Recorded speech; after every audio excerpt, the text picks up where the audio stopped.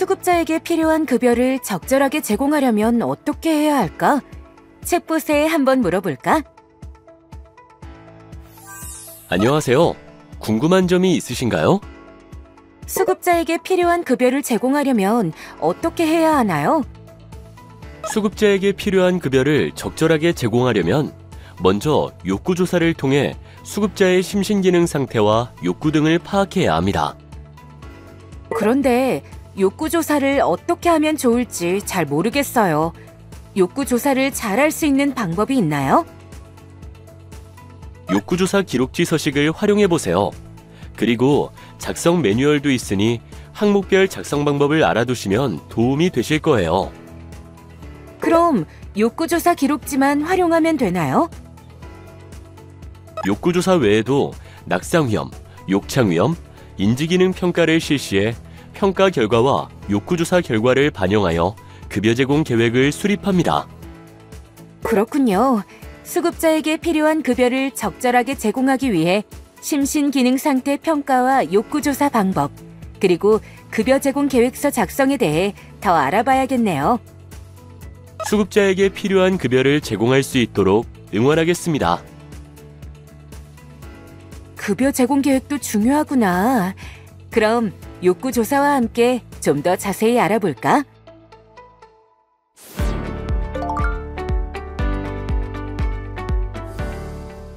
우선 수급자의 심신 상태 평가를 위한 낙상 위험도 평가에 대해 살펴보겠습니다.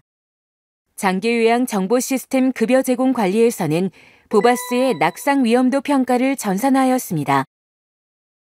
낙상 위험도 평가 보바스는 보바스 기념병원에서 개발한 낙상 위험 사정 도구로 나이, 이전의 낙상 이력, 보행 여부, 진압력 장애, 의사소통, 위험 요인, 복용 중인 약물 확인 등 총 7개 문항으로 구성되어 있습니다. 낙상 위험도 평가 결과 총 점수 15점 이상인 경우 낙상 위험 고위험군으로, 총 점수 20점 이상인 경우에는 개인 간병을 통한 1:1 케어가 고려되는 대상으로 평가합니다. 낙상 위험도 평가 입력 화면을 살펴보겠습니다. 먼저 수급자 명단에서 낙상 위험도 평가를 할 대상을 선택하고 등록 버튼을 클릭하면 낙상 위험도 평가 항목별 조사한 내용을 입력할 수 있도록 전산 화면이 활성화됩니다. 이때 조사 내용과 조사 결과를 입력 후 저장합니다. 평가 결과는 나이, 낙상 과거력, 활동 수준, 의식 상태, 의사소통, 위험 요인, 관련 질환, 약물로 분류하여 입력합니다. 또한 엑셀 양식을 다운받아 여러 명의 낙상 위험도 평가 결과를 입력한 뒤 업로드 기능을 이용하면 일괄 등록도 가능합니다. 낙상 위험도 평가는 모바일 앱을 이용해서도 등록이 가능합니다. 낙상 위험도 평가 등록은 작성자 정보와 작성 일자를 입력하고 낙상 위험도 평가 진행과 동시 입력이 가능하며 나이, 낙상 과거력, 활동 수준, 의식 상태, 의사소통, 위험 요인, 관련 질환, 약물 등 평가 결과를 입력합니다. 이렇게 입력한 결과는 장기요양 정보 시스템 내 급여 제공 관리, 급여 제공 계획, 욕구조사 메뉴의 낙상 위험도 평가에서 조회 및 수정이 가능합니다.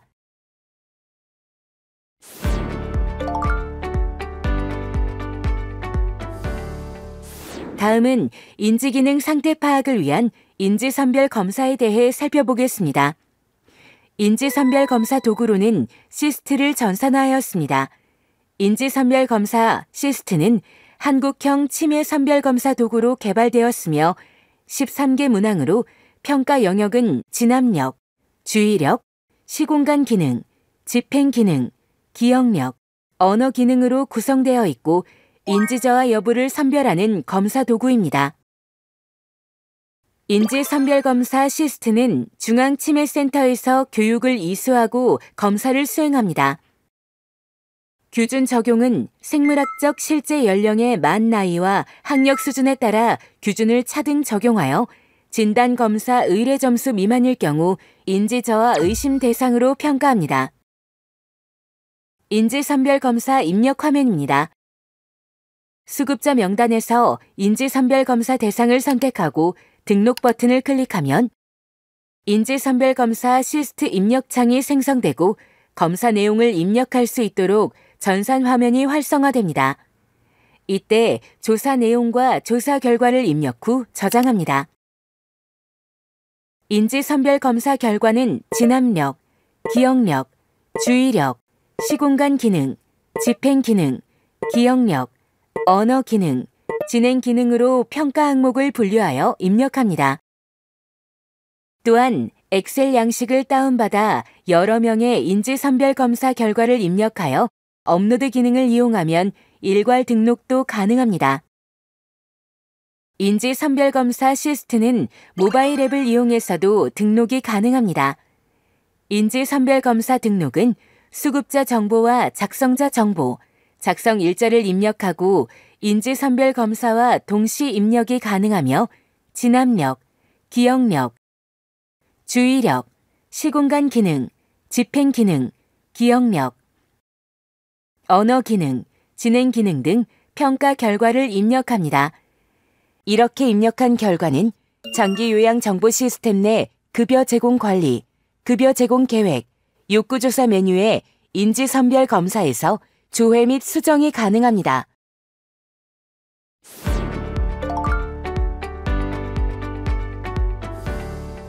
다음은 욕구조사에 대해 살펴보겠습니다. 욕구조사는 수급자의 건강 상태와 기능 상태를 평가하여 개별 욕구를 정확히 파악하고 이를 바탕으로 적합한 급여를 제공하기 위한 계획을 수립함으로써 장기 요양 서비스의 효과를 높이고 수급자의 삶의 질을 향상시키기 위해 실시합니다. 욕구조사 유형으로 최초, 정기, 상태 변화, 기타가 있습니다. 각 유형을 자세히 보면 우선 최초는 장기요양기관에서 수급자와 장기요양 서비스 계약, 입소, 퇴소 후 재입소 시점에 급여 제공 계획서 수립을 위해 이루어지는 조사를 말하며 정기는 최초 조사 후에 6개월이나 1년의 간격을 두고 급여 제공의 적절성 및 수급자의 상태 확인을 위한 조사를 말합니다. 상태 변화는 수급자 기능 상태 변화로 급여 제공 계획의 변경이 필요한 경우 수행하는 조사이며 기타는 최초, 정기, 상태 변화 외에 욕구조사가 필요하다고 판단되는 경우 수행하는 조사입니다. 욕구조사 입력 화면을 살펴볼까요? 수급자 명단에서 욕구조사를 수행할 대상을 선택하고 등록 버튼을 클릭하면 욕구조사 입력창이 생성되고 조사 내용을 입력할 수 있도록 전산 화면이 활성화되고 욕구조사 내용과 항목별 조사 결과를 입력하면 되는데요.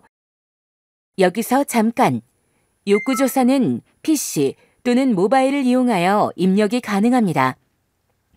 PC를 이용하여 입력한 욕구조사의 경우 최종 저장 전까지는 모바일에서 조회되지 않고 최종 저장한 경우에만 모바일에서 조회가 됩니다.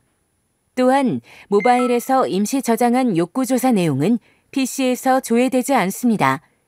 모바일에서 작성 중이거나 임시 저장 중인 욕구조사는 입력을 완료하고 전송한 경우에만 PC에서 조회가 됩니다.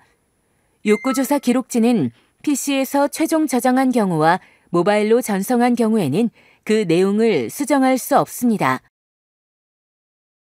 욕구조사 기록지는 일반 사항, 일반적 건강 상태, 일상생활 기능, 재활 및 신체 기능, 간호관리, 인지 및 의사소통, 수급자의 가족 및 지지체계, 수급자가 거주하는 곳의 환경, 수급자 및 보호자가 희망하는 서비스, 종합 의견으로 구성되어 있으며 수급자가 거주하는 곳의 환경은 재가급여를 제공하는 장기요양기관에만 해당합니다.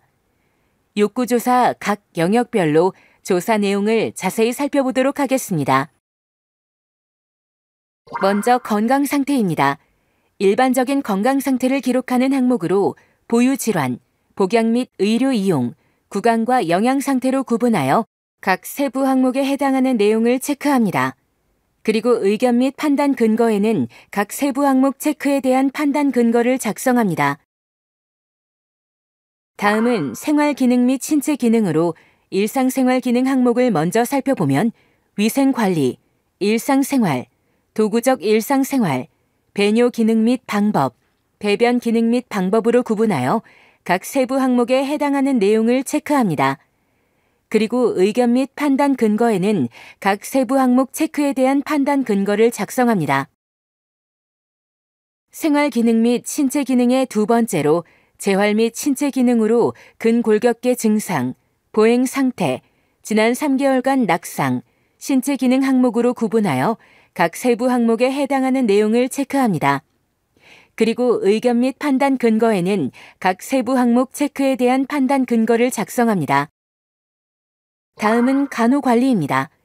간호관리는 호흡기 간호, 피부 간호, 소화기 간호, 통증 간호, 배뇨 간호, 배변 간호, 내분기 간호로 구분되어 있으며 각 세부 항목에 해당하는 내용을 체크합니다.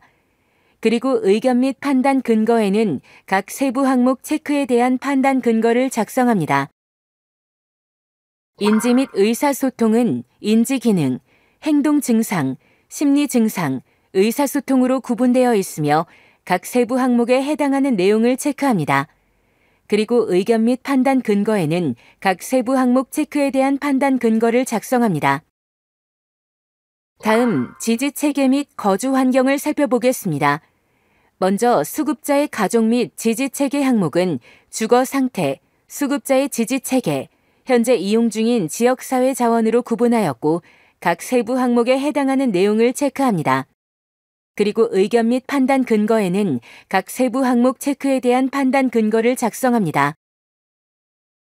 지지체계 및 거주 환경의 수급자가 거주하는 곳의 환경 항목입니다.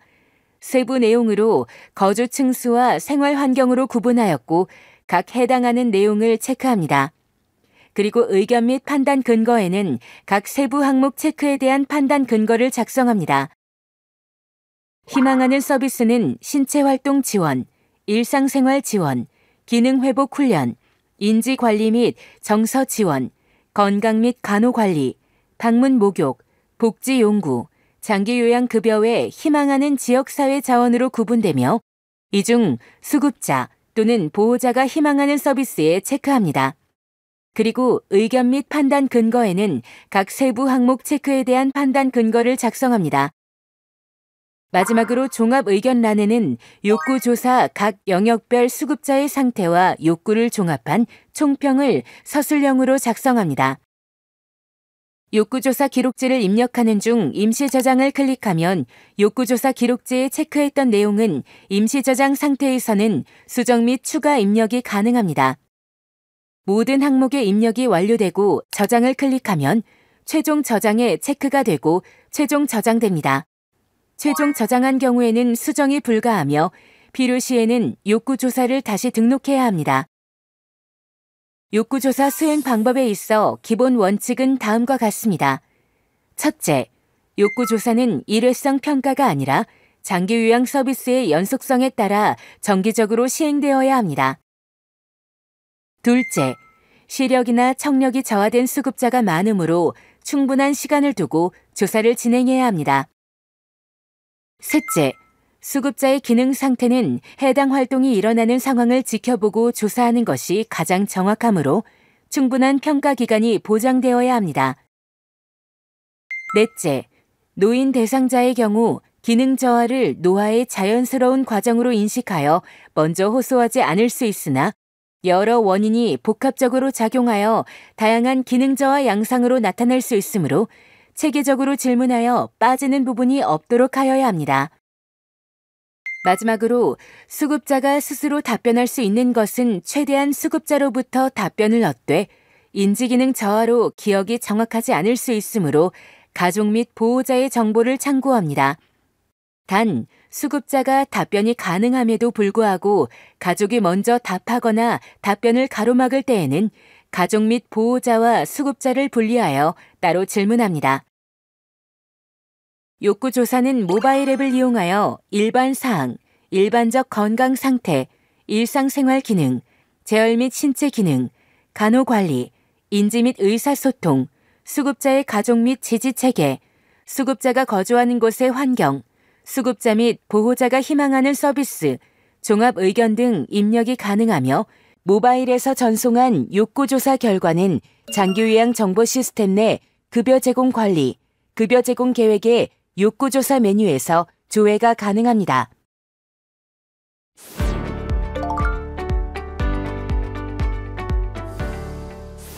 급여 제공 계획은 장기요양기관에서 수급자별 적정 급여 제공 계획 수립 관리를 통해 맞춤형 급여 이용 지원을 목적으로 합니다. 장기요양기관은 수급자와 급여 계약 시 개인별 장기요양 이용 계획서와 욕구조사 등을 바탕으로 급여 제공 계획을 수립하고 수급자 또는 그 가족의 동의를 받아 공단으로 통보합니다. 급여 제공 계획 업무 흐름도를 함께 살펴볼까요? 급여 제공 계획서는 사회복지사, 간호사, 간호조무사, 물리치료사, 작업치료사 등 해당 기관에 소속된 종사자가 작성합니다. 개인별 장기요양 이용 계획서에 권고되지 않은 급여 종류로는 급여 제공 계획서 작성 및 공단 통보가 불가하므로 권고된 급여 종류 범위 안에서 수급자의 욕구를 파악하여 작성해야 합니다. 다만 단기 보호는 급여의 특수성을 고려해 개인별 장기요양 이용 계획서상 급여 종류에 포함되어 있지 않더라도 급여 제공 계획서 작성이 가능하고 인지지원 등급자의 경우에는 주 야간 보호만 권고되어 있더라도 방문 요양 중 장기요양 가족휴가제는 급여 제공 계획서 작성이 가능합니다. 급여 제공 계획서는 급여 개시일을 포함하여 급여 개시 전에 작성 및 수립하고 수급자 동의를 받아 공단에 통보합니다. 급여 이용 중인 수급자의 경우 주기적으로 급여 제공 계획을 수립하되 심신의 기능 상태, 수급자의 욕구 및 장기요양 등급 등이 변경된 경우에는 지체 없이 이를 반영하여 장기요양 급여 제공 계획서를 재작성합니다. 급여 제공 계획서 작성 방법에 대하여 알아보겠습니다. 급여 제공 계획서는 급여 계약 통보서 메뉴의 급여 제공 계획서에서 입력합니다. 급여 제공 계획서는 급여 제공 계획서 내역, 급여 제공 계획서 이력, 필요 내용 작성, 목표 주기 작성, 급여 제공 계획서 통보 순서에 따라 진행합니다. 먼저 급여 제공 계획서 내역을 살펴보겠습니다. 급여 제공 계획서 조회 영역의 수급자명 또는 장기요양 인정 번호 등을 입력하고 급여 제공 계획서 미통보자, 급여 제공 계획서 1년 경과권, 개인별 장기요양 이용 계획서 재발급권 등을 확인한 후 조회하면 급여 제공 계획서 내역에 해당 수급자가 조회됩니다. 그리고 해당 수급자의 장기요양 관리번호 앞 체크박스를 체크하고 급여 제공 계획서 등록 버튼을 클릭하면 개인별 장기요양 이용 계획서 정보 조회창이 뜹니다. 개인별 장기요양 이용 계획서 번호, 작성 일자, 적용 일자, 작성 사유 등을 입력합니다. 등록 후 급여 제공 계획서 내역에 조회된 수급자를 더블 클릭할 경우 급여 제공 계획서 이력 탭으로 이동합니다. 급여 제공 계획서 이력 탭에서 해당 수급자의 급여 제공 계획서 작성 이력이 조회됩니다. 조회된 이력에서 급여 제공 계획서를 작성하고자 하는 내역을 더블 클릭 또는 필요 내용 작성 버튼을 클릭하면 필요 내용 작성 화면으로 이동합니다. 여기서 해당 수급자의 급여 종별 필요 영역에 따른 필요 내용과 세부 제공 내용을 선택하고 작성합니다. 필요 내용 작성이 완료된 경우 목표 주기 작성 버튼을 클릭하여 목표 주기 작성 화면으로 이동합니다. 해당 화면에서는 세부 목표 그룹별 필요 내용에 대한 세부 목표, 주기, 횟수, 시간 등을 입력합니다. 세부 목표, 주기까지 작성이 완료되면 급여 제공 계획서 통보 버튼을 클릭해 다음 탭으로 이동합니다. 여기서 목표, 종합 의견을 작성하고 수급자 또는 그 가족에게 급여 제공 계획 내용을 설명한 후 동의를 받습니다. 이때 직접 동의 또는 전자동의로 선택이 가능합니다. 전자적 형태의 동의 방법은 수급자 또는 그 가족의 모바일을 이용하여 동의를 받는 방법입니다.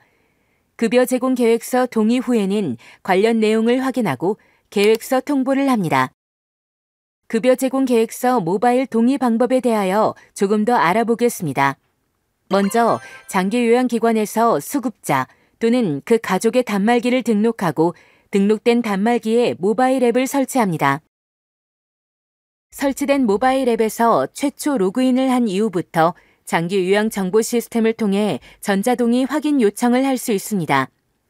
동의 요청을 받은 자는 모바일 앱을 이용하여 급여 제공 계획서 내용을 확인하고 동의를 할 수 있습니다. 급여 제공 관리 전산을 이용하여 수급자에게 필요한 급여를 적절하게 관리할 수 있을 것 같네. 그럼 오늘 학습한 내용을 점검해 볼까? 오늘 배운 내용을 OX 퀴즈로 점검해 보겠습니다. 욕구 조사를 실시할 때 노인 대상자의 경우 기능 저하는 노화의 자연스러운 과정으로 평가하지 않는다.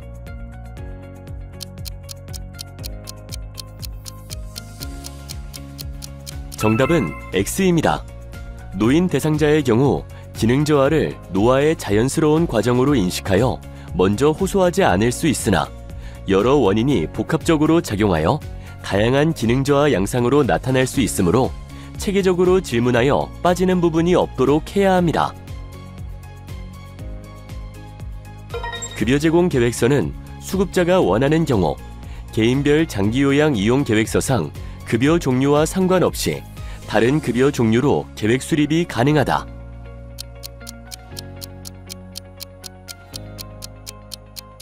정답은 X입니다.